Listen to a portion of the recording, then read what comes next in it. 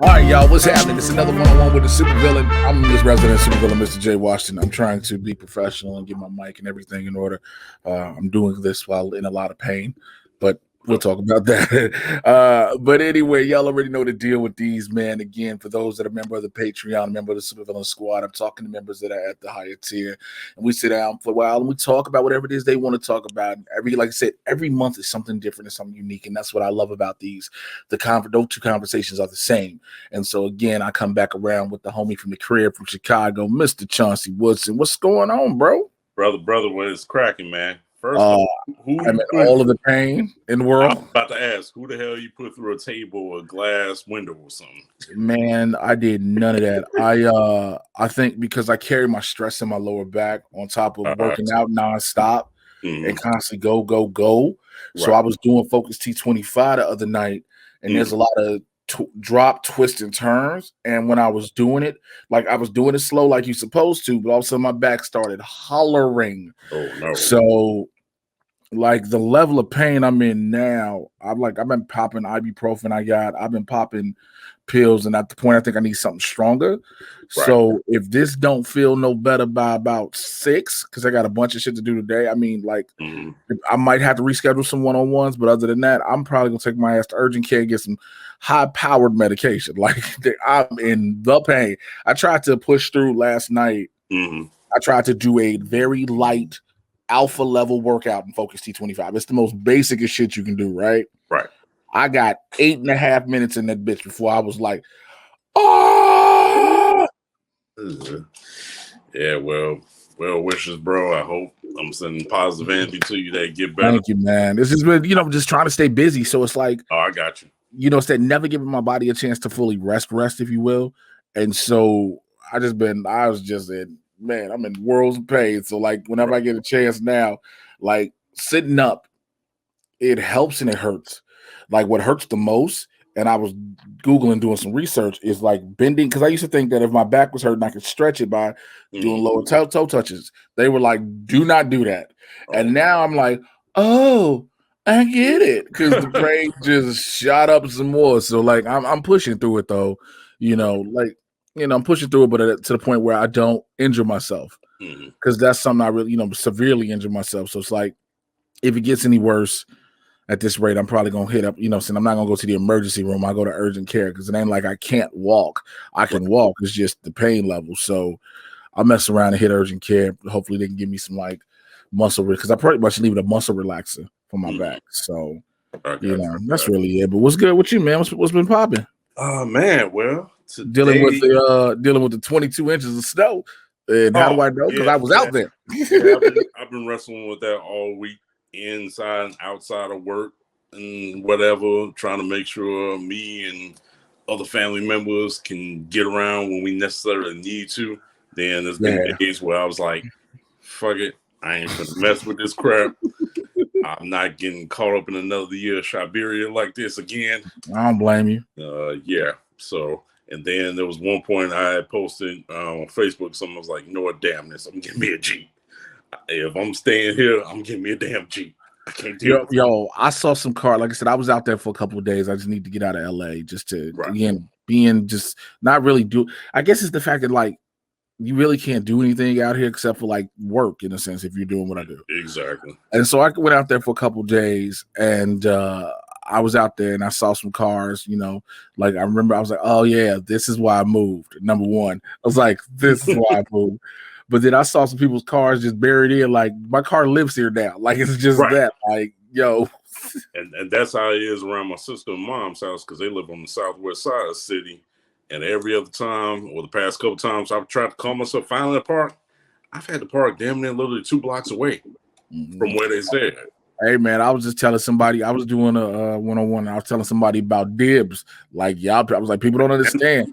Y'all think it's a game. That shit is real in Chicago. You better not park your car in somebody else's spot. They put a chair out or something. Like, don't chances whatsoever. Man. But yeah, other than wrestling with the snow and stuff like that all week or whatever like that, pretty much today is a special day. It's my 43rd year around the sun. And congratulations, bro. Happy birthday, man. Man, Happy birthday, man. Like, you know what? Look, as black man in Chicago 43, nigga, you made it. You made it. Yes, sir. Yes, sir, man. I made it with no type of drama from 5-0, no type of drama from racist, ignorant idiots. I just did what I had to do as a black man and continue to do so to this day, man. So I'm dude, man, I'm happy to hear that, bro. Sincerely. Happy birthday, man. You know, it speaks volumes. Indeed. Volumes. One thing I do want to talk about, though, a few things rather. Yo, this is what you want to talk about, bro. I just got to show you something before we talk, though. Okay. So, yeah. You know, I know you've been watching WandaVision, so I've been, you know, just make sure I have my essential resources. I got to get one more book, you know, so get my House of M, my Vision, you know, so for those who don't know. But I don't know if you saw on IG, I decided to do some other research, getting for something else coming up. Bam. Yeah. Because you got to really, like, people think like, oh, because if you don't like, this is going to be confusing on a level more than what Guardians was. Exactly. For a lot of people, like, real quick, like, we're going to get Thanos in this. Oh, yeah. Because, you know, he's the son of an Eternal. Mm-hmm. Exactly. So, well, you know, but I just wanted to say that. But go ahead. I was going to say, too, and add to that, I'm glad I'm on vacation this coming week so I can get my read up on all that. And for secondly, speaking of WandaVision and such, definitely a great episode. It was definitely eye-opening on a lot of levels. It, you know, slowly but surely opens up more and more to see what's what. Mm-hmm. And mass shout out to Catherine Hahn, who actually lives in Westchester, not too far away from me. And she's been doing that role as Agnes. And you know what? It's funny because so I'm one of those people, and it sounds weird to say, I'm one of those people that I know actors and actresses by faces. Right. I don't always know names. Okay. So, like, I've seen her, like, I loved her in Step Brothers. She had me hollering in Step Brothers. Yeah. You know, and a couple other movies I've seen her in. Mm-hmm. So, like, I knew she was going to be able to be funny, but I didn't know what, again, I knew they were doing sitcom-y stuff from what we saw in trailers, but I didn't know how far they were going to go. And, man, she been killing it. Mm-hmm. Yes, indeed. Oh, and your girl, Tiana Ferris, of course, she is a lovely chocolate sister, but she looked hella fine with them blue eyes, even though I know them blue eyes was like again. How you doing, girl? Like again, I'm the dude. I'm looking at old pictures me and her taken together. I'm like, that's the same woman. Good God! All right, look at God. Exactly. Yes, indeed. But that was definitely a great episode. I'm definitely looking forward to see what's gonna pop up next because there's 2 more left, right? Yeah. Okay, yeah, I'm definitely looking forward to see what's going down next and see how it's all going to unfold. So I think Dottie is clear. Yeah.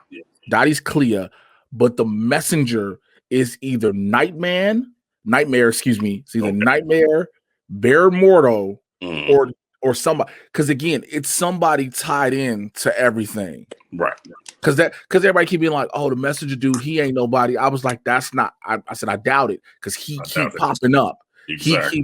He keep popping up, and I think I was telling I was talking to, forgot who I was talking to, but I like what they did in this episode because that Agatha all along, what they're doing for those who don't catch Marvel Studios, they letting you think Agatha's the bad guy, like the main bad guy. She's not.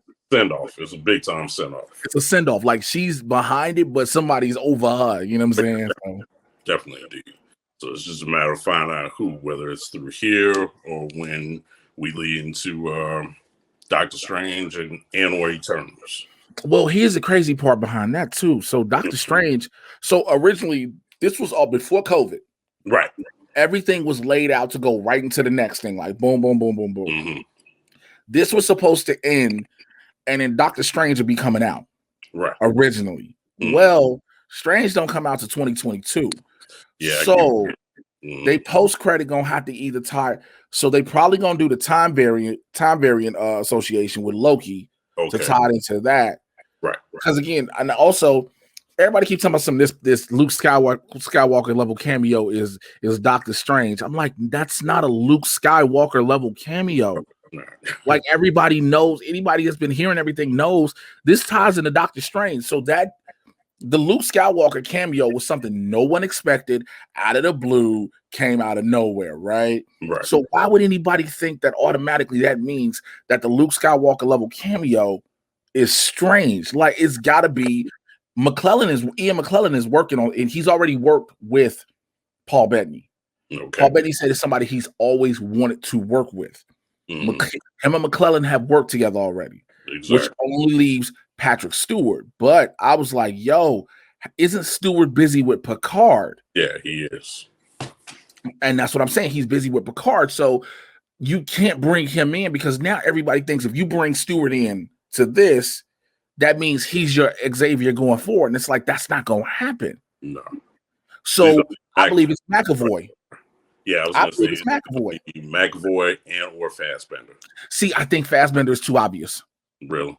I think Fassbender is too obvious because of the fact we got the fake Pietro. Okay. You see what I'm saying? That's why I've never went with, when I knew, because you follow how I talk about it. Like, when I knew Quicksilver was going to be in it, I was like, nah, we not finna get Magneto. Okay. I was like, nah, we can't, because it's just, we possibly will, don't get me wrong, but I don't think we will, because I'm like, you've already laid that groundwork. Mm-hmm. That's not Skywalker level, because you're expecting this. Exactly. You're expecting Magneto. Right. Skywalker level is Xavier. I feel you. Yeah, I feel you. Yeah. On some other stuff, though, that Mortal Kombat trailer, dude, I've watched that like 10, 20 times. I even watched your reaction about a good 3 or 4 times. Bro, I've watched my own reaction back several times. Because like, a lot of people, when it comes to trailer reactions, they think like, yo, you might have seen it before. I had literally just woken up. Right. You can tell when I'm doing the video, I'm like, yo, I just woke up. Mm-hmm. I got the email from Warner Brothers Publicity before it went out. Yeah. So I'd already started, by the time everybody started watching, I was already editing my shit. Mm-hmm. So I was like, all right, let's just do this. And I played, and I was like, oh shit, red band. I was like, okay. Right. So, because like I said, I knew the only way you can sell, because again, everybody has this sad taste in their mouth from Mortal Kombat Annihilation, regardless what anybody may think. People were like, yo, the first movie was great. Yeah, but they ended up doing a sequel, which makes you kind of forget the first a little bit. You know what I'm saying? Right. I was like, we got to see a fatality. It's like, we got to. Nigga, I didn't expect to see what we saw. I was like, oh shit. And from what Mekhi Brooks got happened to him, I was like, oh. But I love it. I love it. Yeah. I love it because they took what they did in Mortal Kombat 1 in a sense, with him losing. But they did with Goro in Mortal Kombat 1. Didn't they do it with Goro? Because Jack never got on the boat. I'm sorry. I'm thinking Art Lean when he got his shit butt crushed. Yeah. That's what I'm thinking. But what they did in Mortal Kombat 2 with them, he just put them on. He just had them put on. No. This nigga needs them.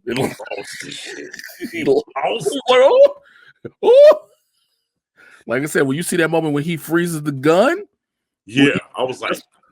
That's when I was like, did you see my thing I put on Twitter? I was like, and it was at this moment Major Jackson Briggs knew he fucked up. Basically. This thing just went. I'm like, ooh. You know what I mean? And I like the fact that they picked Joe Towson as the perfect Sub-Zero. Man. Between him and Sub-Zero and my man's from Warrior, not Warrior, my man's that's playing Scorpion. Yes. I was so shocked. We knew we were getting Scorpion and Sub-Zero, right? Cool. Right. I was like, yes, we are going to show his origin in this. Mm-hmm. I was like, oh, thank God. Which means we might get a Quan Chi in this. That would be wild. You saw the animated joint, right? Yeah. Yes, indeed. So, Quan Chi is the reason he has his ability. He became who he was. Mm-hmm. So, we already saw the statue of Shao Kahn. Right. We for sure getting Goro in this joint. Oh, yeah, definitely. I was like, bro, I'm here for it. I'm here for all of it. Yep. The question is, though, and I ask you, like, everybody's like, who is Cole? That's what I was going to say, because Cole is basically based off of one of the creators, right? Yeah, Cole is that's it. That's what they're going to tell you. Okay. Cole's a brand new character. So what they telling you. So some people, I was reading some theories and watching some stuff. People think Cole is Scorpion reborn. Wow, now that would be crazy. So this whole thing is about Scorpions. It's Scorpion's revenge. Okay, now I'm seeing where you're getting at. Now I'm seeing where you get at. Because the whole thing is Scorpion's revenge. Right. Because even like when you and Winston had talked about it off Blurs this past Thursday, I understand where you were coming from on why, Johnny Cage was necessarily not only added, but not necessarily needed either. Because in the original movie, yeah, he's a top character in the game and stuff, but when he was added in that original movie, he was pretty much comic relief. That's all he was. That's all he was. Right. Like this, for lack of better words, for being a video game movie, this is serious, for lack of better words. Exactly. So it's like him not being around, quite honestly, it doesn't bother me too tough. Now, homegirl to play Melina. You got problems with that? Oh, no, I have no problems with that. Oh, I was like, that's what, like I said, like me and Winston said on Blurs, she's a fucking alien. Right. She's not even human. The fact that the director had to come out and tell people, yo, you ain't seen her final form yet. It don't mods we want to find reasons to get mad about anything nowadays, bro. Bullshit, man. It's kind of like, and not to switch off too far. No, worry, always. But I was going to say, because it's kind of like when they did the announcement on the Latina actress who's going to be playing Supergirl for Esmeralda's Flash. It's like, what the fuck does it matter now?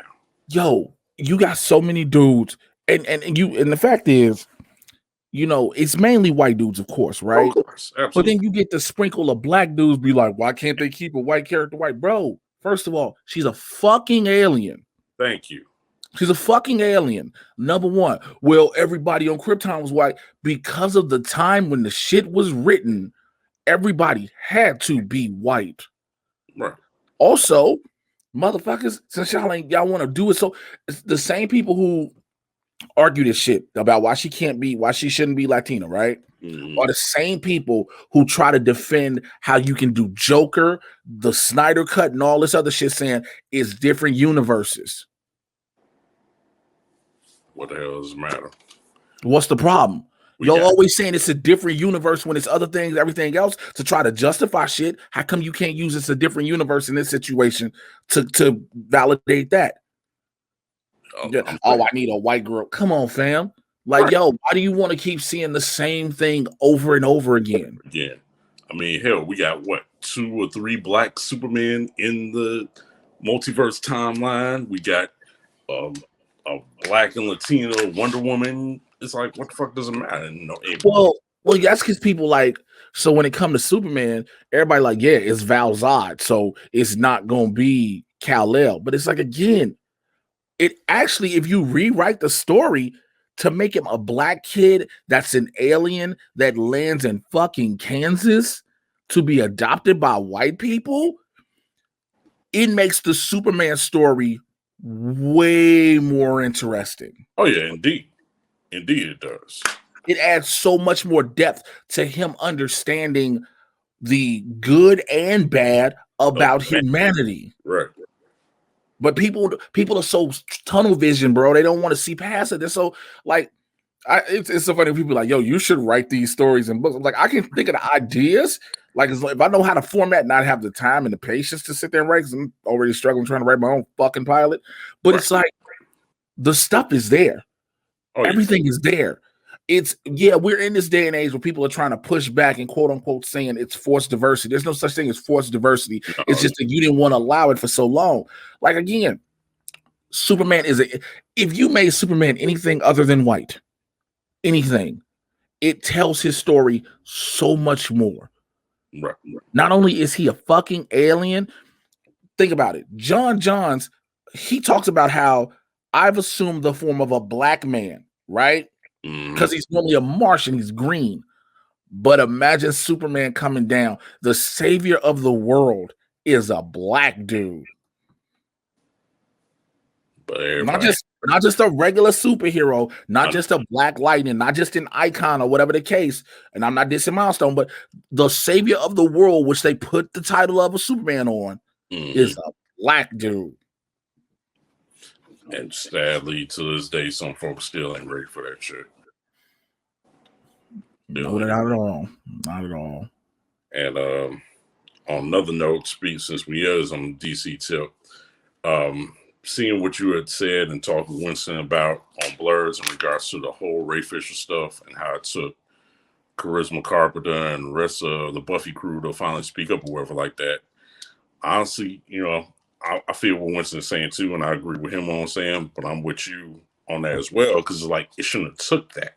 It's like, for a minute, Ray Fisher been saying this stuff, and when you first said this, and I first read about this, it was like, I believed him, and at the same time, I was like, damn, I didn't know Josh was dirty like that, because I was just in utter shock, because, all this time, being a fan, I'm watching Buffy, Angel, Firefly, and all that in the Avengers, and I'm seeing everybody he put on, in terms of diversity, throughout watching Buffy, whether it's been DB Woodside, KD Albert, Gina Torres, Pedro Pascal, Narcos and Mandalorian, all that. So I'm like, oh man, he cool, he down and everything. But then hearing all this, it's like, what the hell? And then for them to finally just come out and say something about it, it's like, it's cool you saying something, but it shouldn't have took that to make everybody take Ray Fisher's words seriously now. Right, because it's like, again, like I told Winston, like, I get what you're saying of everybody going on. I get that. I understand that. Again, the allegations against him by his ex-wife or whatever. His wife, girlfriend, I'm not sure exactly how the title, when I say whatever, I don't mean what the title is. Right. But it's like, yo, let's stop doing that and stop sitting there saying, well, everybody has to. No, because again, it's that going, we don't take black people at their face value when they say something. That's basically what it is. And that's what I was trying to get. Like, I get what, like I told Winston, I was like, even I told him off air, I was like, bro, I get where you're coming from. I do. I said, but what you have to understand, what you got to get where I'm coming from is, it's the thing of, we don't take black people at their word at face value when it happens. That's what this is. And every time, and what this reminds me of too is Aurora Perrineau, Harold Perrineau's daughter. When she revealed, when she was working on, I think, Gem and the Holograms, one of the writers from Girls who worked on that movie had sexually assaulted her. And when she came out and announced and said that, you got Lena Dunham's frumpy ass talking about, are you sure? Right. About that? It's like, chick, you ain't got no nerve to talk after you openly admit you sexually assaulted your sister. Right, with some fucking marbles. So but not even just that. Not even just that. Again, goes back to we don't take black women we don't take black people at face value. Again, women as a whole, like I said on the show, we get it. We understand. Women as a whole are always criticized when they come out with sexual assault allegations. That is true. That's a given. But you are more than likely going to see people side with a white woman over a black woman. Sadly, but yeah, you're right. It's sad, but it's true. You don't want it to be the case, but history has shown us that. History, when I say history, people are like, oh, well, what about back? I'm like, no. I'm talking about more so recent history. How now, again, like I said, the Me Too movement was started by a black woman. Now, granted, it has been beneficial for everyone, but we don't even acknowledge that it came from her. And that's on a minute level. Very minute. It's on a minute level. We don't acknowledge that this was started by a black woman. So when to have his daughter say that, Harold Perrineau's daughter say that, to have these other things that happen and people, they instantly brush aside, and we need more proof when black people say something. That's the main thing I'm talking about. Because it's like, okay, Joss Whedon has been called out before, right? Cool. But now, because it's people from Buffy, you all of a sudden believe it? Right. Come on, fam. Like, I'm not saying he ain't did shit. That was one thing I wanted to make sure people understand. I'm not saying he ain't done shit. Like, yo, he clearly had to have done something. Exactly. Because all these people are saying something. All the track record of him says that he's done shit, right? But to sit there and be like, the black dude saying this is just lying. And then to try to also use this was his first thing he was in. Come on, miss me with all that. Exactly. It don't matter if it's the first time or the first big thing he's been in, or does it matter if it's somebody who's been in something for years? It's like that's what frustrated me about that, dog. Right. So yeah, that's some bull. And to this day I'm still with Ray Fisher, and I hope he gets his just due and prominence. And especially like people like Jordan Peele stepping up and be like, hey bro, you need some work, get at me. So I hope that still pulls through for him. Well, see, the thing is too, I need those to be held true. Like, okay, Jordan has a bunch of projects in the works, so we don't know. And again, knowing how the business works, we don't know if Ray's been already signed to some shit and they just got to wait till announce it. Cool. But the shit needs to, everybody who said it needs to own up to it. Now, I'm not one of those people that's going to be like, yo, Ray got to be the star or some shit. No.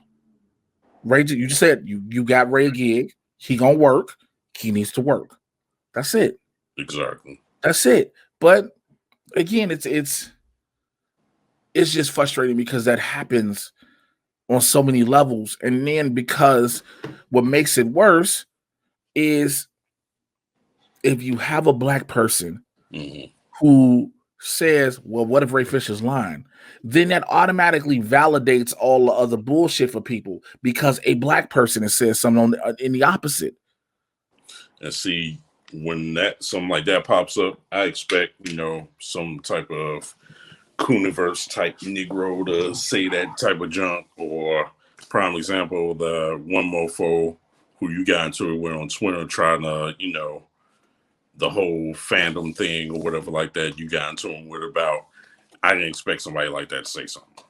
But then I'm confused what you're talking about because I get into it with niggas on the daily. No, it was I think it was either this past Thursday or Tuesday's episode, and you were pointing out about the Molina shit when dude was like, if you be mad at Piccolo was black. Nigga, Piccolo is fucking green. Right. He's a fucking alien. He's a fucking alien. Oh, but that's a nigga behavior. I don't give a fuck what type of behavior it is. The nigga's green. Simple as that. Now, the nigga's green. Like, that's the shit people kill me about when they sit there and have characters who might have black tendencies. You think automatically a black person has to play them in a live action. This motherfucker ain't green. This motherfucker's green. The shit we said about Anna Diop. She's from a race of orange people based off of fucking cats. And you niggas are mad because she's a black. The bitch is orange. Right. Orange. Like, that shit annoys me, though. Right. And I can only imagine when people call themselves trying to give Zoe Saldana shit when she played Gamora. I can imagine that too. Of course they did. Again, out the gate, how you gonna have her play Gamora? Because the bitch is green. Anybody you put in green makeup can play her as long as they're a good actress. Bottom line. Like, what do you? But the funny thing is, people do this, and it's like, clearly, comic book fans, and I use that term loosely. You can't be a fan. You don't understand what all the shit, what the shit you're arguing over means. You don't understand what the metaphors that they're giving about life, the allegories on life, some of these characters are, the way y'all act. Again, that lame ass nigga that I got into it with about gatekeeping anime, nigga, first of all, you look like a whole ass. First of all, you can't gatekeep something you don't own shit to. Thank you. You're a fan, nigga. You don't own the rights to nothing. You can't tell nobody they can't be a fan of something. Then, first of all, look at yourself, bro. Look at yourself. You look like a lame ass nigga that ain't never had no pussy and all you got. Exactly. So, nigga, calm yourself the fuck down. Like, yo.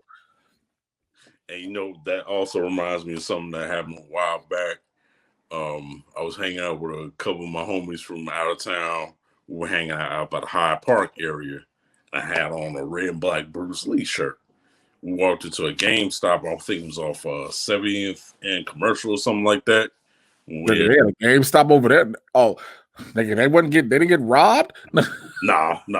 We was cool. I'm talking about the GameStop, nigga, not y'all. The game, nigga, 70th and Commercial, and they ain't get robbed, nigga. What? Nah. Surprisingly, it was intact. But we went over there, and I had on my red and black Bruce Lee shirt, And one of the cats who worked behind the counter was like, "Oh man, that's a cool shirt, bro." I was like, "Oh man, thanks." Just representing the legend. Got love for Bruce Lee, all that type of stuff. Mm-hmm. Then this one nappy head, light skinned fool, who I guess was also working there, he was like, "Man, if you're gonna represent the legend, you gotta learn some Jeet Kune Do." I looked at him, I was like, "Fuck you mean, dude? I can love something." And I was like, "You know what? I ain't finna talk to you right now because you sound stupid as fuck." I'm so glad motherfuckers have never had the gall to come at me face to face. Because I would, like, if I wear any type of like t-shirt, oh well, you gotta know about this. Do you know about it? Right.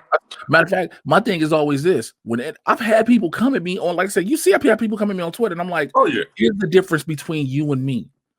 You just talk about it to talk about it. Me, I get paid to talk about it. We are not the same. boom, We are not the same. boom." No said. No I said. wish a nigga would come to me. You gotta learn Jeet Kune Do, nigga. Do you know Jeet Kune Do? I was like, "Dude, just shut up talking to me, please." And yeah, that shit needs to stop though. The gatekeeping shit really does need to stop.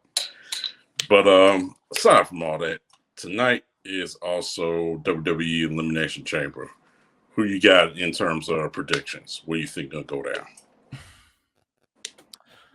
Okay, unless it's a swerve for the Raw Chamber, Drew wins it. Okay. No. Unless it's a swerve at the Chamber, Sheamus wins it. Drew gets it back at Mania. Okay. So Drew can get his Mania moment with the Mania crowd. Gotcha. Makes him a 3-time champion anyway. Oh yeah. Now, The Fiend takes Randy Orton out. We get that already. I think The Miz finally cashes and jags it off. That's the ultimate swerve, though. The ultimate swerve is The Miz wins it, and then because it's Jeff Hardy, AJ Styles can challenge them because they're both heels. Right. So unless Jeff Hardy versus The Miz is not a WrestleMania match, but somehow The Miz gets it and it makes it a triple threat or something, that's a different swerve. But yeah. The Fiend, the new iteration of The Fiend is going to take out Randy Orton. Okay. Because it can't be Alexa Bliss.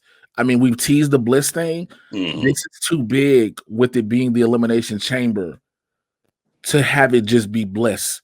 Now, I think they might do the pull him to hell in the fire joint with the ring. Remember, we still in the Thunderdome.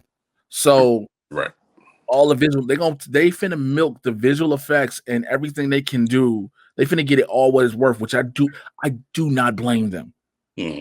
Because it's actually stepped up the programming, especially on Raw, to be able to say, yo, we have the ability now that we can pre-tape shit, feed it in, and we don't need to, again, the people who are watching on the fucking Thunderdome who are doing this, watching live, all they're gonna see is when the shit flips over and what they see on the screen now. They're gonna take away the ring from them.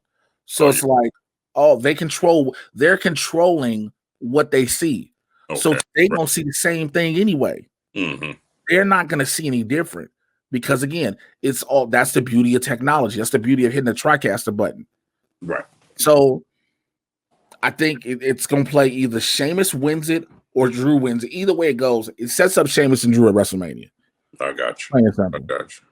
I don't think you have Sheamus and Drew at WrestleMania just to have Sheamus lose. I don't think you have that. So one of the two, the Sheamus enters the chamber the last could be a key to it. Blah blah blah. As far as the SmackDown Elimination Chamber, Cesaro wins it. That was my pick. That's my pick. Cesaro wins it, but he does not win the title.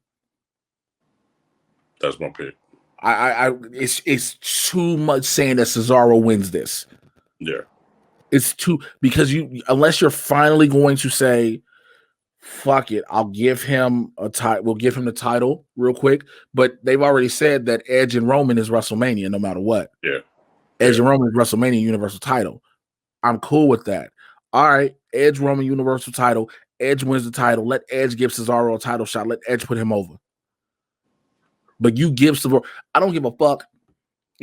At this point, I've learned with the WWE, title length of title reign don't matter as much. No, it don't. No, because because they rather give you numbers of title reigns, and it depends on who it is. Because again, when we talk about the Street Profits held the tag titles 312 days. We talk about how Bailey held it over a year. Some of those things work, and some of those things they use it. Other times they don't care. They go again. Charlotte, we go off her reigns. Right. They're making Charlotte a female Flair in reigns, basically. Yeah. So I mean I say Cesaro wins it, but does Cesaro win the title? Nope, because of Jey Uso. Yeah, Jey Uso gonna pop his goofy self in there. I mean, look, I'm you know what? As much as some people may not like it, it's the best thing can happen for Jey Uso because I agree. Think about it. Without that, he's not on TV. Right, you're right. You're right. He ain't on TV until his brother get back. Yeah, you're right. It just trips me out how I get that he does need it and it does work for him because it makes him relevant by putting him in that role, but it just kind of trips me out sometimes when you put certain people in that like henchman / lackey role when it comes to I agree. I was like, yo, we finna hoe out the Usos now. Right. Like that's how when I first saw it, I was like, yo, we finna hoe out the Usos. Yeah. Like we finna dead ass hoe out the Usos. Like, okay, bet. I was like, I guess. I guess. One match I am kind of sort of anticipating to check out is I know it doesn't mean too much in terms of relevancy because they haven't made the titles that relevant. I am kind of interested in this women's tag title. I was just for the talk. I got money they win it. Bro, I think they'll pull it off too. Because it makes it interesting because they win it, then Bianca officially announces the challenge to her, to Sasha, you know what I'm saying? And so, but the problem becomes they're not going to have the two of them wrestle twice at Mania. No. So they'll win it. Eventually, they'll win it. Bianca challenges, they lose it. Then Raquel Gonzalez and Dakota Kai can challenge Nia and Shayna. Or they make it a big-ass six-pack challenge or something like that. Because at Mania becomes Nia and Shayna, the Riot Squad, Mandy and Dana, Naomi and Lana, Raquel and Dakota. Who's the fifth? Who's the sixth? Because you can't do Lacey and Peyton anymore. No, I was gonna say Dana Brooke and what's her name? They've been. That's I said Dana and Mandy. Oh, you did. Yeah, I'm sorry. Yeah, Dana and Mandy. There's got to be a sixth somewhere. Probably not, but yeah. Or let's say pull out another NXT team, but that's why you do a fatal 5-way or whatever for the women's tag team titles at WrestleMania. Because they're not gonna unless you want to give. I would hope not, and here's why I say that. Okay. I would hope you would not force Sasha and Bianca to wrestle twice. Even if you do because if they do wrestle twice, what you're gonna do is you're gonna put that women's tag title match on the pre-show. Yep. You put that women's tag title match on the pre-show so you can give them a chance to rest. Right. And try to re-energize going back into their match. If you do that. Because if not, you want them, because the two of them together at their peak will be a clinic. Oh, yeah. Big time. I believe their match will top Sasha Bailey. I agree. And especially with the physicality that Bianca has and what all we've seen she can do is like, what the hell? So I'm like, that can work. You know what I'm saying? That'll work. It's just I want to see them win it again. I think it'd be so cold the moment they win it, they celebrating, and then Bianca challenges. Yeah. Yeah, I do. I will say though, I am kind of sort of anticipating a face-off of Nia and Raquel because the way they kind of went at each other on NXT, I was like, please let this shit happen. I mean, once it officially sets up, you know what I'm saying? I think once it officially sets up, you'll probably have a one-on-one match. You know, you'll have Nia back on NXT or Raquel over on Raw. I mean, putting Dakota Kai on Raw or SmackDown, well, on Raw more so, makes it helps promote SmackDown, helps promote them. Right. So I just also like the fact that it's more interesting because even in the little promo that they did between two teams, they what's the name? Basically, even was like about like a year or so ago, you were all scared shitless of me and this and that or whatever. But now you think you're big, bad, and tough now just because you got your new big buddy here and this and that. I kind of like that back and forth dynamic between them. wait a minute, I missed that part. What happened? Yeah, it was on NXT, and they talked about because what's the name? The Dakota and Raquel won. They won Right. the Dusty The Classic. Dusty Classic, right? Yeah. Women's division. And they flipped them face real quick. Yeah, and then Shayna and Nia came out, and they was all jaw jacking each other. And Baszler came out and was like, just talking crazy. The Dakota was talking about. Oh, she said that's a Dakota Kai. Yeah, because she was because you remember a couple years back when Baszler first came on, she was like tormenting the hell out of Dakota when she was in face mode or whatever. Yeah, she was. He, like, in heel mode to a degree, it kind of makes it a lot more interesting. Okay, and then that makes it because I was tormenting you, you running for me. Now we beat you. It's that vindication. Right. Now, what do you think about this whole thing with the Adam Cole turn? What do you think that's going to really lead to? Besides him and Balor going at it, obviously. It adds more. It adds more of a dynamic to NXT, and it splits up. It changes up stories because now nobody's expected for a while that the Undisputed Era will break up or do anything. But you get Adam Cole versus Balor, Adam Cole versus Kyle O'Reilly, Adam Cole versus Roderick Strong, right? You got a whole new dynamic. You potentially, if they decide to do it, go Finn Balor in the Undisputed Era. I doubt it,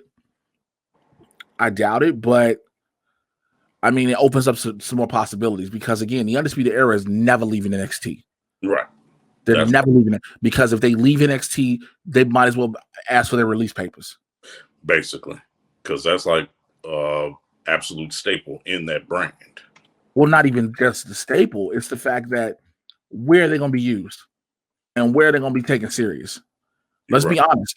The Undisputed Era are not your typical bigger guys. Now, we know that the WWE does not have a lot of massive guys anymore. Right. But in the grand scheme of things, compared to the main roster, they are all tiny. Mm-hmm. So them being able to be the stars and the highlights of Raw or SmackDown won't happen. And people will say, well, Rey Mysterio, but Rey Mysterio is a legend. So there's a difference. There's a difference with Rey. Rey's a legend. They're not gonna that, and that was a different day and age. Again, Rey over after Eddie passes, all this other stuff. They're not going to you are not ever going to see Adam Cole, Kyle O'Reilly, Roderick Strong, or Bobby Fish as the Universal or the WWE champion. You just won't. No. Would you see him as a mid-card champion? Possibly, but then now you mad they stuck in mid-card hell. Yeah. Because on NXT, they're main eventers. Right. On NXT, they're main eventers. They're not what a Samoa Joe, what a Seth Rollins, what a Sami Zayn, what a Kevin Owens were, what a Shinsuke Nakamura were on NXT, where they were main eventers there and then become main eventers on the main roster, if you will, because they were always main event talent. Right. They're only main eventers on NXT, unfortunately. Mm-hmm. So that Adam Cole move, it adds a new element to things. Now, how long you allow that to go, it tells. Because again, it's like the Shield, for lack of better words. For the longest, the Shield had to stay together, and they were together, 5-6 years, almost 5 years, before you finally did the split. And then eventually you bring them back together. Same thing with UE. I get you. So yeah, that's what I think it is. Yeah. Thoughts on Eli Drake / LA Knight up in there? I wish they'd have never changed his fucking name. That's my whole thing. They should. There was no reason. There's no reason to change his name. That's what messed it up for me. I mean, it ain't messed up. I mean, I get it. It's that Vince shit. Right. Vince is that you're an established name somewhere else, quote unquote. I don't think my fan base knows you. So all right, I'm gonna make you a new talent, and people can eventually research and figure out who you are, and then blah blah blah. Right. I guess, but also unless, or there could be one other thing. Mm-hmm. So Sean, who's the homie, who's a LA Knight, Right. Sean owns the name Eli Drake. Okay, I see. And if Sean owns the name Eli Drake, he didn't want to sign the name Eli Drake over them because this way, also it makes sense too. If he owns the name Eli Drake, or if Eli Drake has just been a regular gimmick name, let's say he goes to WWE as Eli Drake. Now he didn't pay attention to one little part in his contract that now after he leaves, he can no longer be Eli Drake. Right. So the beautiful thing about being LA Knight is if he leaves, God forbid he leaves or whatever, he can go back to being Eli Drake, excuse me, with no problem. It doesn't change anything. You know what I'm saying? As far as who he can be. Now, depending on who you are, and if you got a big enough name, and if you are a big enough talent, you know what I'm saying, then you can, you know what I'm saying, you can negotiate your name again. CM Punk is always going to be CM Punk. You were never going to take that from him. Right. You're never going to take Samoa Joe from Samoa Joe. You can't touch AJ Styles. Because it's AJ Styles. Right. Jeff Hardy and Matt Hardy, well, that's their names. Yeah. So what's that? I mean, but technically the WWE has known to license names. You know, so, but it just, I mean, I get it. Again, I think the NXT move is to, all right, let's get him acclimated. Let's get the WWE universe acclimated to him. He is a main player. He's proven it. Oh yeah, because I've enjoyed his work in Impact. I definitely enjoyed his work when he was in NWA. So yeah, I like what the man can do. For sure. I'm just gonna miss the parties we used to have at his house for Halloween, man. I'm mad. I mean, I get it. He posted on Facebook for all us. He's like, "Yo, I'm sorry to everybody. I had to lie and I had to kayfabe the move, but I had to keep it on the low." And I'm like, "Bro, I get it. I get it." But I'm like, "God damn it, I'm gonna miss them dope ass Halloween parties." Oh damn. Unless I go down to Orlando now, which I probably might anyway. But you know, I'm happy extra safe because my boy Johnny LaQuasto's in Florida, so like, hang with Johnny, but. I mean, that's my thing on that. I'm happy for him. Again, one of my buddies made a good point. Somebody had a picture. It was on Twitter. It was the meme of Will at the end of the Fresh Prince when you look around the house and empty. He said, "Me looking at the locker room after all these signings when shows open back up. There's just nobody there because everybody been signed." Yeah, I mean, that's the thing though. You're like, that's the goal, to get signed, to make this money. Exactly. You know, yes, there's this wanting to show your talent to the world. Absolutely. But at the same time, you know, if you're with the WWE, if you can be a hot talent, whether it be a hot in-ring talent or a hot personality, you can make all this type of dumb money. And that's what you want. You want, especially if you got a family, you want to take care of them kids. Motherfucker. Oh yeah, facts. Bro, you know how many people got homes. Motherfuckers ain't renting apartments. Motherfuckers got homes paid for. All that, right? Properties. Bro, Lana and Rusev have moved multiple times. You know, multiple times they've moved.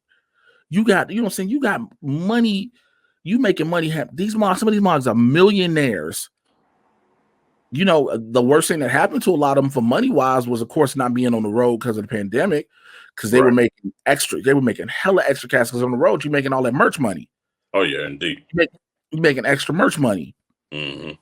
But again, still ain't changed it. Now, the thing is, if you were lucky enough to go to SmackDown, which you wanted to go to, because why? It's network TV. Fox. Yeah. Now you want more money. Now you getting money being on USA. You get money, you know what I'm saying, with Raw and NXT. You get some money, but you getting paid now if you want fucking SmackDown.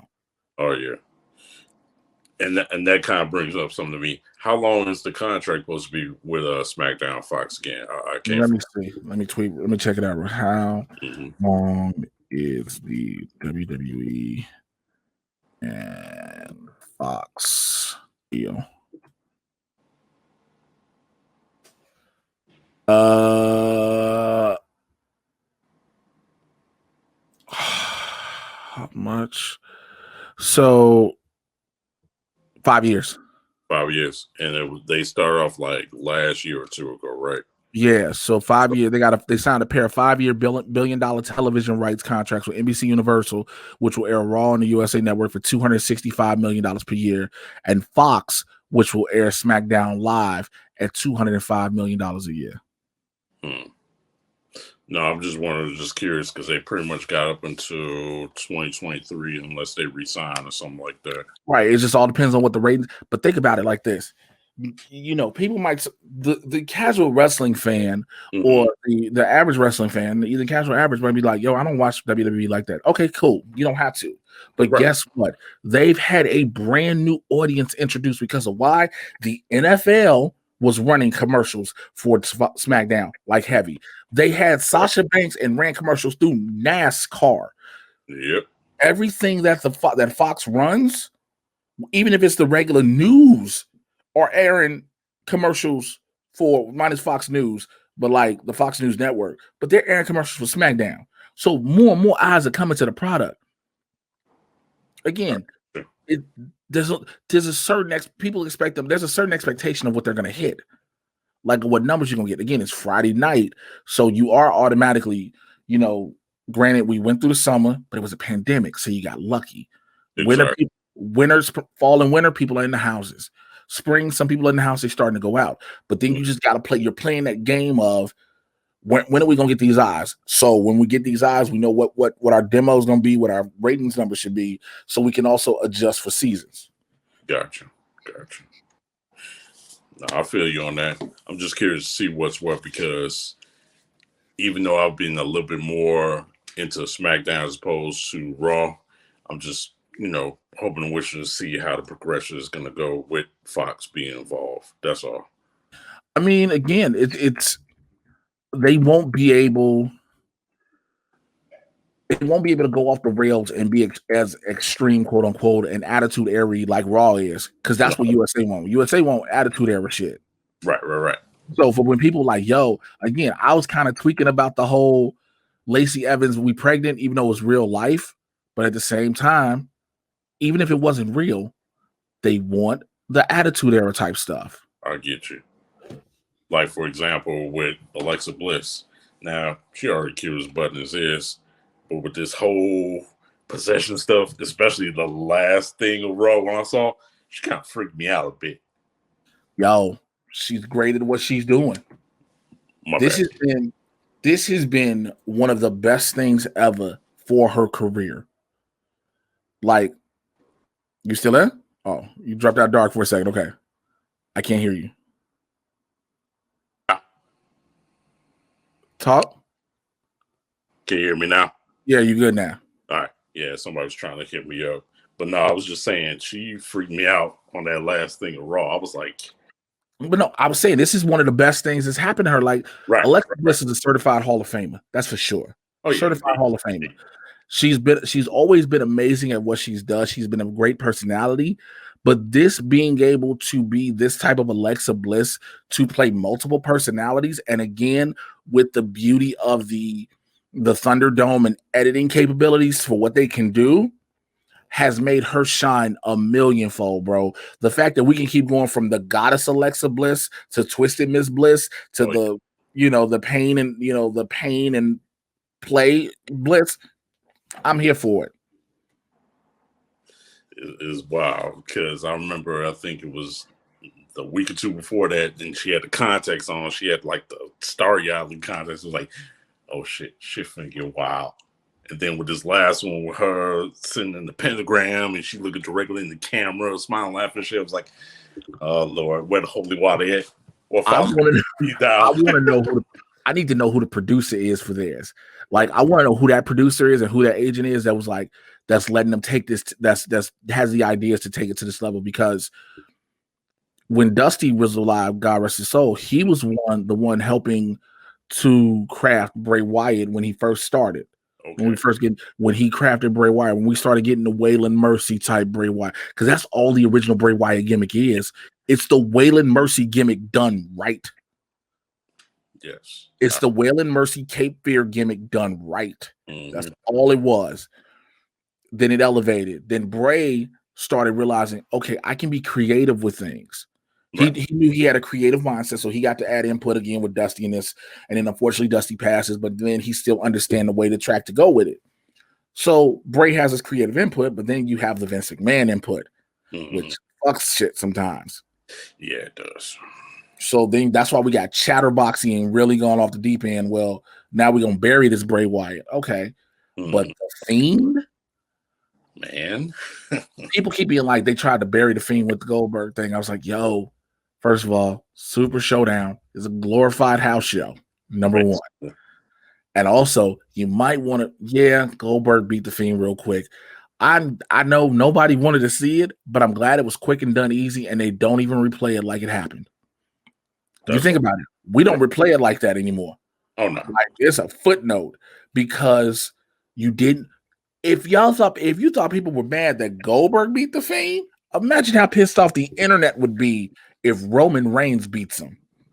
Man, if that Roman Reigns, the old Roman Reigns, had beat the Fiend, imagine how pissed the internet was mad at the Goldberg shit, rightfully so. The internet would have fucking imploded.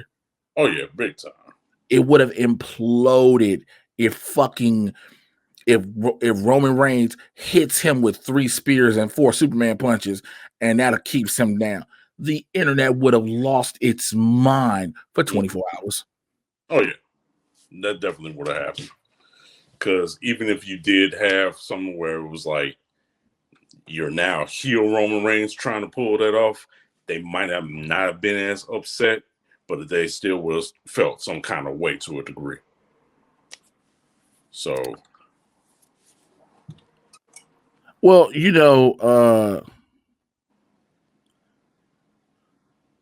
it's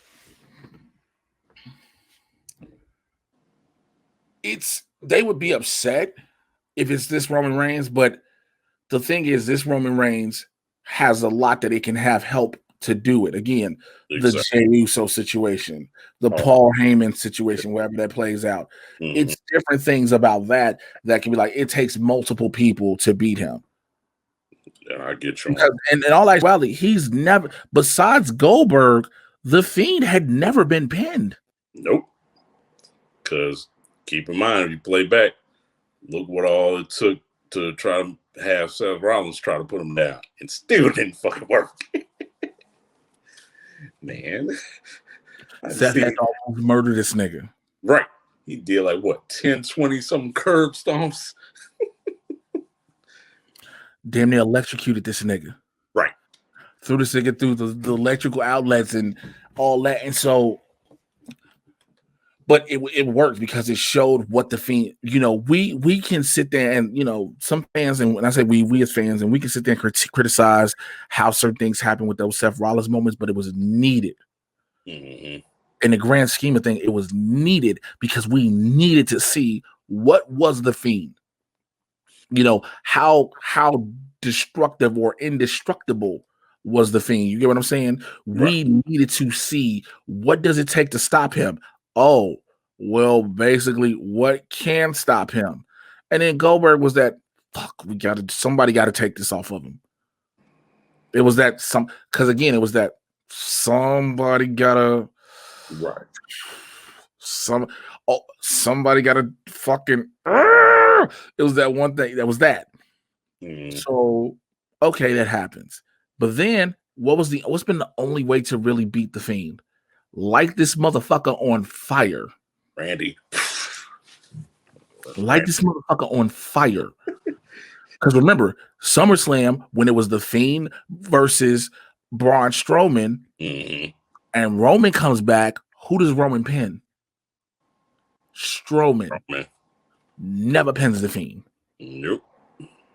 Never pins the Fiend. So it helps out to build the characters built up. Some people want to harp, some marks want to harp on that one little thing with the Goldberg, but it was a footnote that had to happen because you were painted into a corner. Right. You're painted into a corner. He's your universal champion. And yeah, you're like, fuck, this dude is dope. The reception has been amazing. But now you're like, shit, if we have Roman Reigns take this title off him, we might lose any hope we have of getting Roman over. Yeah. Because you'd have never got, if you'd have took the, Roman was supposed to be a face, remember this. Oh, yeah. After beating Taker, Roman was going back to being a face. Mm-hmm. But if you'd have put that title on Roman Reigns over the Fiend, you'd have never got dude over. Oh, no, definitely not. Never got dude over. He'd have been booed consistently no matter how. And yes, you know, Triple H gives us that there's certain towns when we do house shows you don't see that he gets cheered. Yeah, but you know what? Guess what? We're in a pandemic era and that, bro. We see it all. But also, that's the advantage to the Thunderdome because they can pipe in the cheers and the boos. Yep. But if Roman would have went over, they'd have piped in all the cheers. People would have lost their mind on that. But listen, it's about time anyway, and people called you anyway. So, all right, man. Look, so I'm not gonna fully, like I was telling everybody on the previous ones, I'm not releasing these fully to the public on YouTube anymore because it's like a lot of people not watching them. So I'm gonna keep them in the Patreon. Okay. Those are the squad who want to follow up with you, who want to check out Chauncey in the chat and everything. Tell them everywhere they can find you. All right, people. So on Instagram, you can find me at CCW_78. You can also find me at Chauncey Chat Live. That's CHAUNCICHAT Live. You can find me on both of those Instagram pages. You can also follow me on Facebook Live. Well, not Facebook Live, but just Facebook, Chauncey C. Woodson. And you can also follow me at Twitter on Chauncey_Prime. So you get me up on all that. This man's everywhere. Y'all already know you're here, so you know where to find me. Look, I'll stay tuned for a new one coming up, man. I will holler at y'all later. Don't you go nowhere. Take care. I'm out.